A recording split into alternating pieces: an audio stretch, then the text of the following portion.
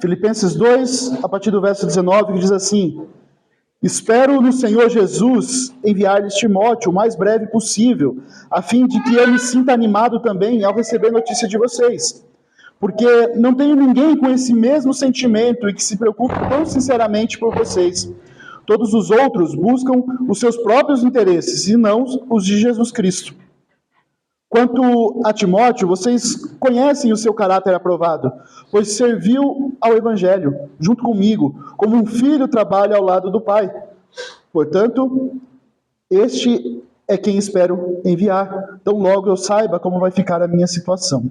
Mas confio no Senhor que também eu mesmo em breve irei até aí. No entanto, julguei necessário enviar-lhes Epafrodito, meu irmão, cooperador e companheiro de lutas, e da parte de vocês, mensageiro e auxiliar nas minhas necessidades. Ele tinha muita saudade de todos vocês e estava angustiado, porque vocês ficaram sabendo que ele adoeceu. De fato, adoeceu e estava à beira da morte. Mas Deus se compadeceu dele, não somente dele, mas também de mim, para que eu não tivesse tristeza sobre tristeza. Por isso, tanto mais me apresso em mandá-lo, para que, vendo-o novamente, vocês fiquem alegres e eu tenha menos tristeza. Recebam-no, pois, no Senhor, com toda alegria, e honrem sempre os que são como ele. Porque, por causa da obra de Cristo, ele quase morreu, arriscando a própria vida para suprir a ajuda que vocês não podiam me dar pessoalmente. Oremos. Senhor, nós te pedimos que a tua graça, teu Espírito Santo, fale ao nosso coração através da tua palavra, Deus, e que tudo que for dito aqui, que seja realmente a tua palavra, e a tua palavra brote em nosso coração, e a tua palavra, Deus, gere frutos, e que nós possamos viver cada dia mais conforme aquilo que o Senhor instituiu na tua palavra. Em nome de Jesus nós oramos. Amém. Meus irmãos, eu vou fazer uma exposição desse texto, ele é um pouquinho longo, então eu quero ver se consigo caminhar um pouquinho mais rápido nele, mas prestem bastante atenção nesses detalhes que nós encontramos nesse texto, né? Nós não podemos esquecer que Paulo foi o fundador dessa igreja. Paulo está preso em Roma, 10 anos depois ele escreve para essa igreja justamente para demonstrar a sua alegria, mas também trazer alguns ensinamentos para essa igreja. E nós vimos aqui no capítulo 2, logo no começo do verso desse capítulo aqui, Paulo encontrou em Cristo o maior modelo de humildade e de submissão. Por isso, Cristo é o nosso modelo, Cristo é o nosso exemplo, né, de submissão, de humildade. Por isso, todo cristão deve ser cada vez mais, buscando cada vez mais ser parecido com Cristo, ter a mente de Cristo. E aqui ele fala as características daqueles cristãos que têm a mente de Cristo, humilhando-se, esvaziando-se, servindo uns aos outros, ao invés de demonstrar poder, ao invés de se orgulhar e desejar ser servido, né? Então, a mente do cristão, aquele que pensa como Cristo, ele tem uma mente diferente da mente deste mundo, né? Então, nessa submissão e serviço, o cristão desenvolve a salvação, e é isso que nós estudamos no domingo passado. Essa salvação, ela só é possível porque Deus efetua tanto o querer quanto o realizar na vida do crente, né? Então nós só podemos buscar essa submissão, só podemos desenvolver ou crescer espiritualmente porque Cristo opera em nós tanto o querer quanto o realizar. E com isso, Paulo ele vai deixar aqui 3 exemplos dessas atitudes de submissão.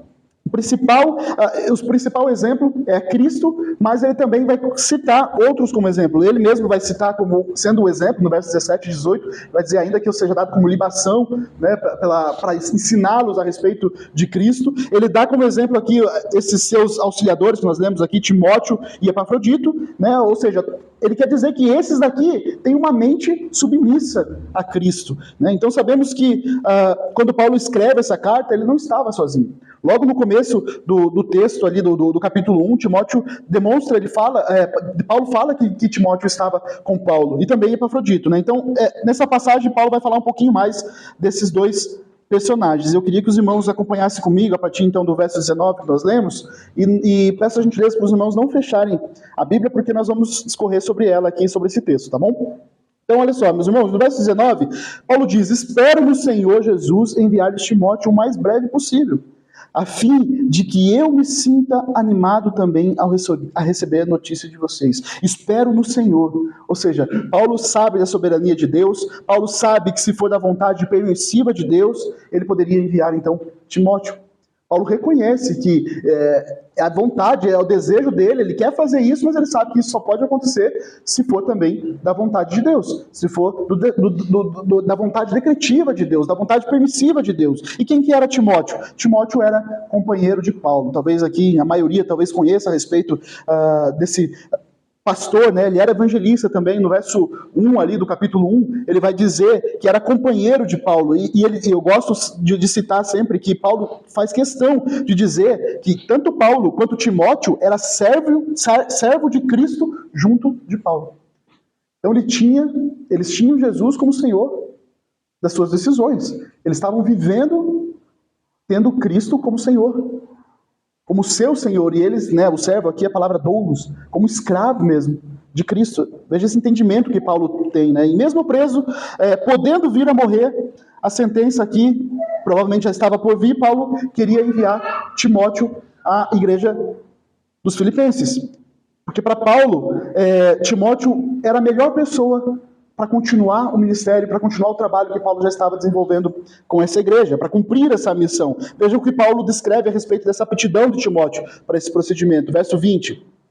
Porque não tenho ninguém com esse mesmo sentimento e que se preocupe tão sinceramente por vocês. É dessa forma que Paulo descreve a respeito de Timóteo. Paulo compara a disposição, o amor de Timóteo por Filipenses a outros líderes. E Timóteo, naquele momento, era o mais preparado a ser enviado por Paulo para aquela igreja. É como se Paulo estivesse dizendo assim, não fiquem tristes se eu não puder se eu não puder visitá-los. Eu estou mandando a melhor pessoa à disposição de vocês. Eu estou mandando a pessoa mais preparada, não tem pessoa mais qualificada, mais disposta a cuidar de vocês, a amar vocês como eu amo vocês. Paulo está dizendo, olha, fiquem seguramente certos de que essa pessoa é genuinamente certa, interessada no bem-estar de vocês. E aí no verso 21, Paulo diz, todos os outros buscam os seus próprios interesses e o não de Jesus Cristo. Interessante Paulo falar isso, né? Porque quantas pessoas estavam caminhando com Paulo também como líder, né? Como missionários também. E aí Paulo diz, todos os outros buscam seus próprios interesses. Mas certamente Paulo não estava falando aqui de todos, sem exceção. Até porque ele tinha do seu lado ali Epafrodito, né, um homem que amava também aquela igreja. Mas Paulo enfatiza aqui que ele não queria enviar pessoas que não estivessem enganjadas nesse propósito de cuidar dessa igreja. Ele queria enviar pessoas que tivessem interesse no cuidado da igreja e não interesse em si próprio. Não interesse, os seus interesses acima dos interesses de Cristo. Então, certamente aqui, quando fala todos, Paulo estava comparando aqueles que estavam pregando por inveja. Lembra quando nós estudamos no capítulo 1, que tinha alguns irmãos ali que estavam pregando em Roma, que estavam pregando por inveja, estavam pregando por interesse próprio. Talvez, né, para receber algum mérito, alguma coisa, mas o que Paulo está dizendo é justamente dessas pessoas. Essas pessoas que estavam pregando por disputa, por motivação errada, pelos seus próprios interesses. E, meus irmãos, às vezes como é difícil encontrar homens e mulheres dispostos a servir a Cristo sem ser com seus próprios interesses, sem pensar em si próprio. Muitas pessoas hoje estão tão preocupadas na busca dos seus interesses pessoais que estão frias para a obra do Senhor, para servir a Deus. Nós sabemos que quem busca o que é seu, nós já estudamos isso, aquele que busca para o seu próprio conforto, não está tendo a mente de Cristo. E mais, aqueles que buscam os seus próprios interesses jamais conseguirá entrar profundamente nas coisas da igreja, nas coisas sérias que uma igreja vive, nas dificuldades que uma igreja vive. Quem busca seus próprios interesses nunca conseguirá perceber a vida espiritual da igreja, quando ela está calejada, quando ela está sofrendo.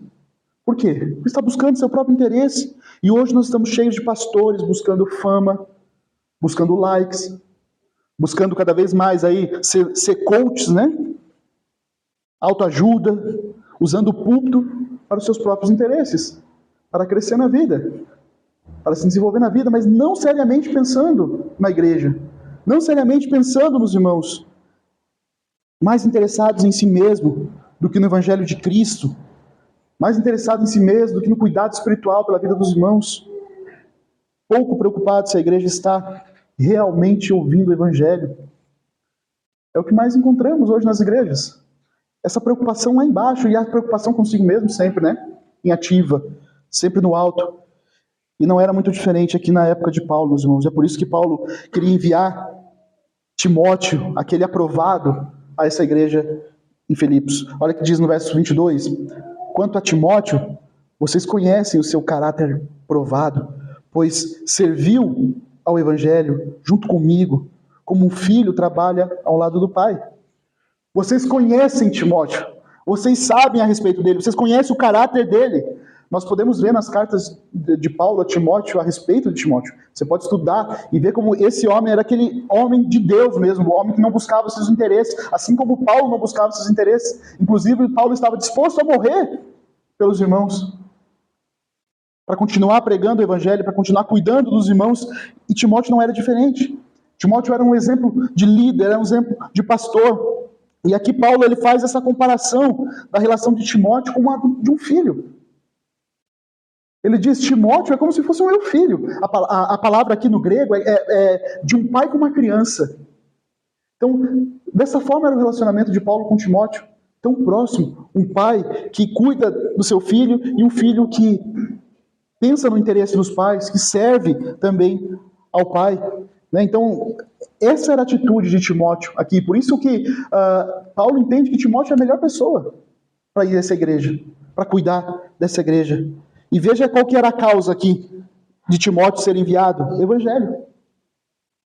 Tanto Timóteo quanto Epafrodito, eles estavam com Paulo porque entendiam a respeito do Evangelho, a importância do Evangelho, a importância de se pregar o Evangelho de Cristo. Verso 23. Portanto, este é quem espero enviar, tão logo eu saiba como vai ficar a minha situação. Paulo queria fazer isso brevemente, mas a primeira coisa que ele precisava fazer era tentar entender, ter uma visão, que ele fala aqui, uma visão geral de como vai ficar a situação dele, se ele vai ser condenado, se ele vai ser julgado, se ele vai ser liberto. Enquanto esse processo ainda estava indefinido, Paulo já estava trabalhando com Timóteo. E ali, Paulo não poderia abrir mão de Timóteo, mas em breve, Paulo iria enviar Timóteo. E Timóteo seria essa pessoa incumbida de levar o resultado da sentença de Paulo. Será que ele seria condenado? Será que ele seria liberto? Era Timóteo que tinha essa responsabilidade, que iria até a igreja. Veja que Paulo, ele não sabe com certeza o que vai acontecer com ele. Se Paulo vai ser liberto, se Paulo vai continuar preso e, enfim, vai morrer por isso, Que ele diz no verso 24, mas confio no Senhor, que também eu, em breve, irei até aí. Meus irmãos, é maravilhoso a percepção de Paulo quando ele fala a respeito desse descansar em Cristo. Quando ele fala a respeito dessa soberania de Deus. O viver em Cristo para ele aqui é tão natural que a própria ideia dele poder visitar os irmãos é concebido em Jesus. A ideia dele de que eu vou visitar os irmãos não é por ele mesmo, eu vou me livrar daqui, eu vou conseguir, não. Ele fala, eu vou visitar os irmãos confiando no Senhor. Em Cristo ele confia, o viver dele é tão natural com Cristo, que essa confiança não é uma questão de ânimo, pessoal, não, estou animado porque eu vou visitar essa igreja, porque eu vou conseguir, mas não, uma persuasão no Senhor. Não é uma certeza de que vai acontecer, mas uma certeza de que Cristo pode fazer acontecer. Não por ele, mas porque Cristo pode fazer isso. Então, a sua confiança não era na bondade dos homens, não era na justiça dos homens, mas a sua confiança estava no Senhor.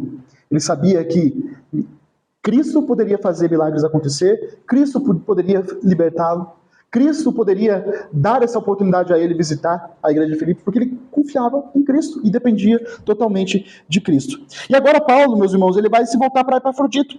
Epafrodito era mensageiro daquela igreja, ele que levou os mantimentos, as doações de suprimentos para Paulo, ele que leva as notícias, que levou as notícias da igreja dos filipenses para Paulo, e Paulo vai dizer aqui no verso 25, no entanto, julguei necessário enviar-lhes Epafrodito, meu irmão, cooperador e companheiro de lutas. Olha como ele descreve a respeito de Epafrodito? Ele fala que esse irmão é cooperador, é companheiro de luta.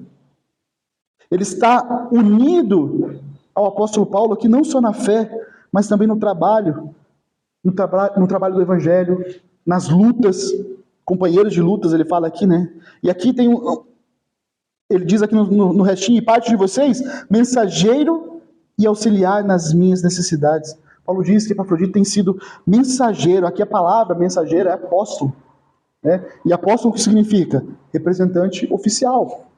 Aquele que fala por alguém. Então, não é da forma como nós pensamos hoje, né? Apóstolo aqui é aquele representante mesmo. Nós sabemos que como representante de Deus, para falar, para revelar, já foi dado no Novo Testamento, né? Hoje não temos esse representante como naquela época. E aqui, Epafrodito, ele é um apóstolo, ou seja, ele é um representante oficial de Paulo. Ele iria para a igreja para falar aquilo que Paulo estava ensinando a respeito de Cristo. E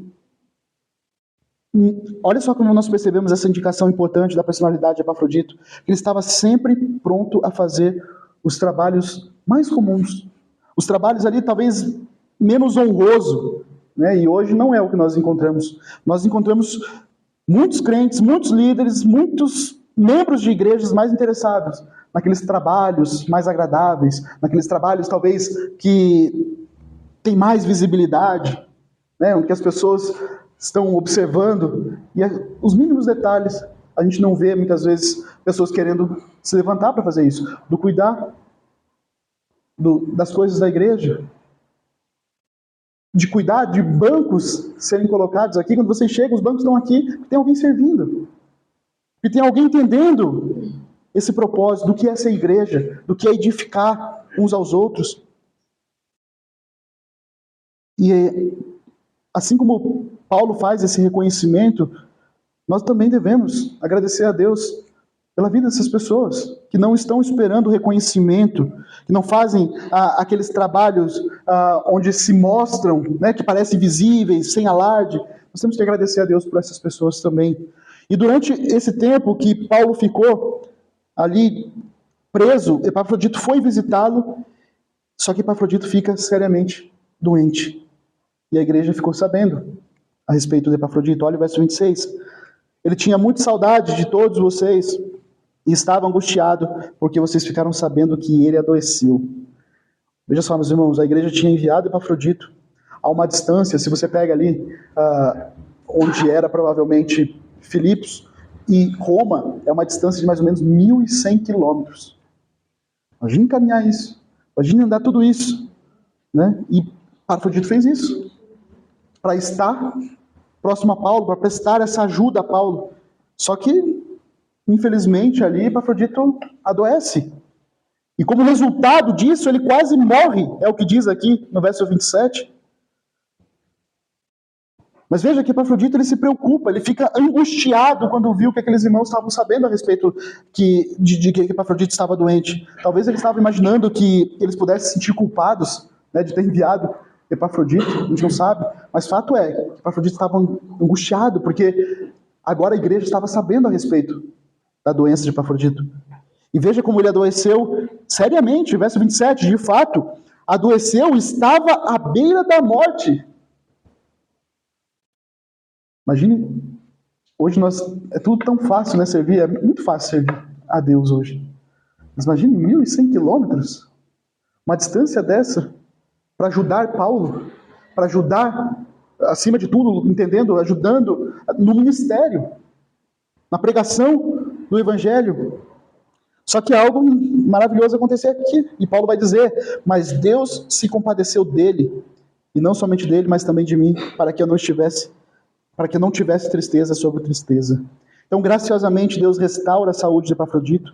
E veja, meus irmãos, que Paulo não diz aqui que Paulo realizou a cura de Epafrodito, que Paulo impôs a sua mão, pelo menos não fala, né? Não, um milagre que Paulo tenha feito aqui. Isso mostra, meus irmãos, e aqui é muito importante para nós, que crentes, servos de Cristo Jesus, também ficam doentes. Alguns gravemente. Alguns morrem na obra de Cristo. A Bíblia nos deixa claro a respeito disso. Muitos podem perguntar, mas e a natureza dessa doença? Será que era o quê? Pecado? Né? O que muitos diriam nos dias de hoje. Mas olha que Paulo diz no verso 30, que essa doença estava relacionada com a obra do Senhor. É assim a relação que Paulo faz com a doença de Epafrodito. Ao estar à beira da morte, Paulo diz, e ele fez isso, ele estava assim por causa da obra do Senhor, de estar servindo, de estar vivendo ali para Cristo. Veja também, meus irmãos, que nem sempre é da vontade de Deus uma cura instantânea, uma cura miraculosa de uma pessoa. Tudo indica que essa doença ela se prolongou e a recuperação de Epafrodito foi lenta. Mas veja que durante dias ali, humanamente falando, né, Epafrodito teve a sua vida por um fio, mas Deus se compadeceu. Ou seja, Paulo diz que Deus teve misericórdia dele. Meus irmãos, se há cura, é pela misericórdia de Deus. Jamais deve ser por exigência nossa. Porque nós podemos exigir de Deus uma cura. Exigir de Deus qualquer coisa, a gente jamais pode fazer isso. Se Deus nos dá o que nós temos, se Deus nos dá saúde, se Deus te der uma cura, meus irmãos, agradeça a Deus pela misericórdia dele na sua vida. Não porque ele é obrigado a fazer isso. Em nenhum momento Deus se obriga a fazer isso. E muito menos nós podemos exigir de Deus esse tipo de coisa. Você já agradeceu a Deus pela misericórdia dele em sua vida? Assim como Epafrodito com certeza reconheceu. E aqui não é só Epafrodito, mas até Paulo, né? Porque ele diz aqui que Deus teve misericórdia até dele mesmo. Imagine se Epafrodito tivesse morrido. Teria sido uma tristeza adicional. Paulo já estava preso. E ainda o irmão dele, cooperador dele, ainda acabar morrendo ali. Ia ser uma tristeza ainda muito mais profunda. E Paulo agradece a Deus por essa misericórdia de Deus também na sua vida.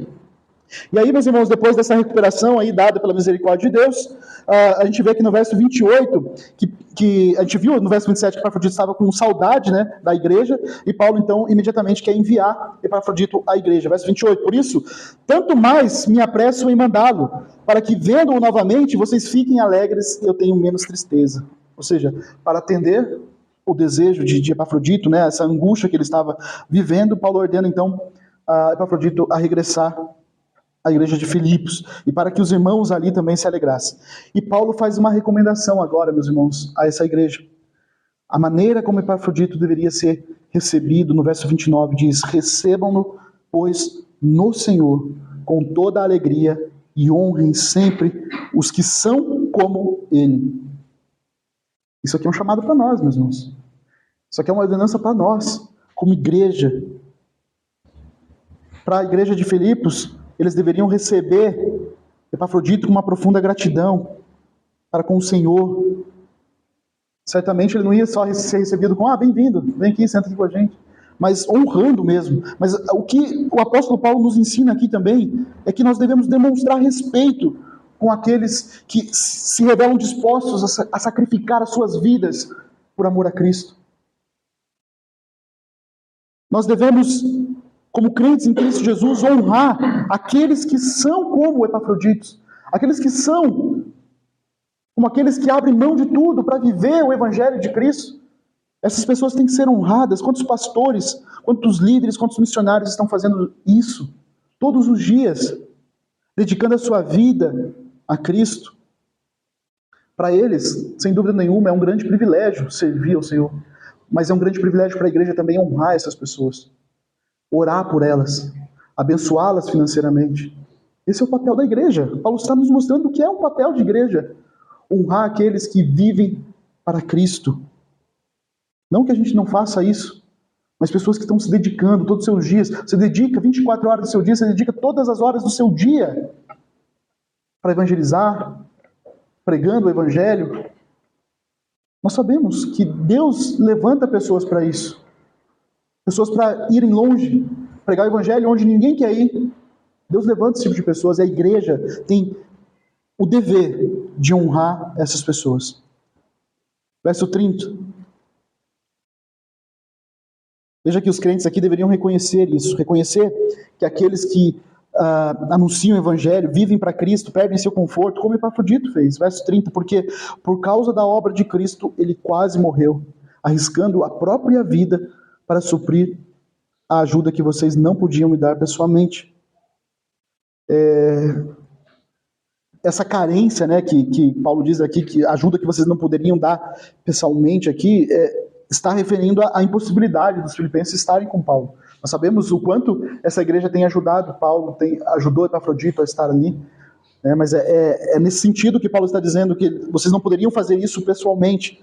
Mas veja, por causa da doença, arriscando a sua própria vida, a sua presença ali em Roma provavelmente traria esse risco para Epafrodito, tudo para ajudar a Paulo na proclamação do Evangelho, a proclamar o Evangelho, a pregar o Evangelho onde estivesse. Tudo isso era um meio de vida, de risco de vida que Epafrodito estava vivendo. A palavra aqui no grego, dizendo que por causa da obra de Cristo quase morreu arriscando a própria vida, ou seja, vivendo em perigo, está no grego.